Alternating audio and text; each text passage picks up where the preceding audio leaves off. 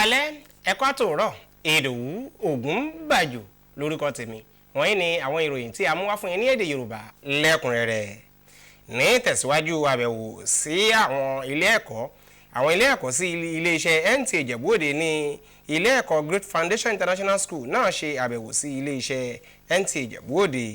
Akọ̀ròyìn wa Zainab Ọpẹ́ ní ìjábọ̀ ìròyìn wípé àbẹ̀wò náà fún àwọn akẹ́kọ̀ọ́ náà ní àǹfààní láti ní òye ní bí iṣẹ́ ṣe ń lọ ní ilé iṣẹ́ amóhùnmáwòrán. Ẹ gbọ́ ẹ̀kúnrẹ́rẹ́ ìròyìn náà síwájú sí i. Pẹ̀lú ayọ̀ ni àwọn òṣìṣẹ́ láti oríṣiríṣi ẹ̀ka fi mú àwọn akẹ́kọ̀ọ́ náà káàkiri ọgbà láti fún wọn ní ìmọ̀ kíkún nípa ohun tó ní í ṣe pẹ̀lú iṣẹ́ ìgbóhùnsáfẹ́fẹ́.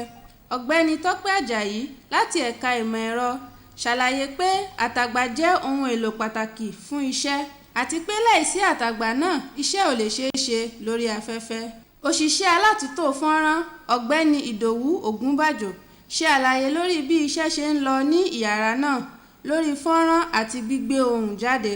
Àwọn akẹ́kọ̀ọ́ náà kò fi ayọ̀ wọn pamọ́ lórí ìmọ̀ tó tayọ ìyàrá ìkẹ́kọ̀ọ́ nígbà tí wọ́n ń sọ ìrírí wọn.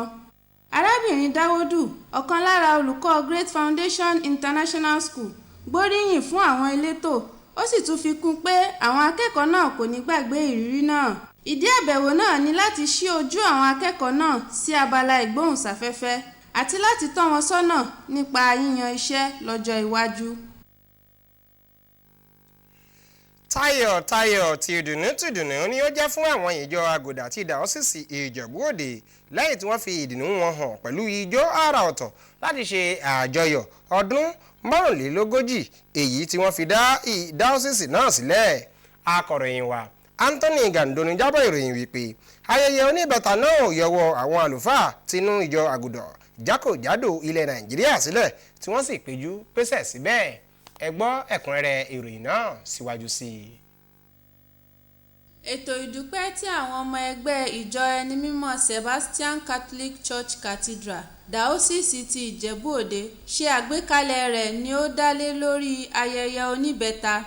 Àwọn ayẹyẹ náà ni ayẹyẹ ọdún 65 ìdásílẹ̀ ìjọ Dàọ́sìsì Àgùdà ti Ìjẹ̀bú-Òde, ayẹyẹ 60 ọdún àlùfáà Francis Adésínà àti ayẹyẹ ọdún 5 tí ó wà gẹ́gẹ́ bí olórí ìjọ yìí.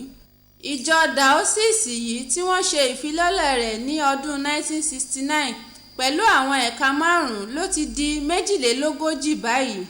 Ọlọ́jọ́ ìbí náà tó tún jẹ́ olórí àlùfáà Francis Ọbáfẹ́mi Adésínà tí kò lè fi ayọ̀ rẹ̀ pamọ́ sọ pé oore ọ̀fẹ́ Ọlọ́run àti àtìlẹ́yìn láti ọwọ́ àwọn àlùfáà ẹgbẹ́ rẹ̀ ló mú ìlọsíwájú bá ìjọ náà títí di òní.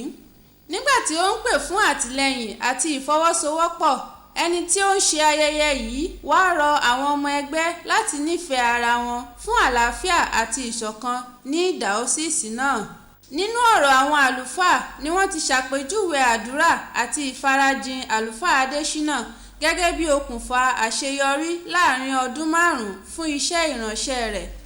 Àwẹ̀jẹwẹ̀mu wáyé níbi tí wọ́n ti dá àwọn àlejò lárayá tí díẹ̀ lára àwọn ọ̀rẹ́ àti mọ̀lẹ́bí ti ń jẹ́rìí sí ìwà dáadáa àlùfáà Francis Ọbáfẹ́mi Adésínà. Lára àwọn ohun tó tún jẹyọ nínú ayẹyẹ náà ni gígé àkàrà òyìnbó.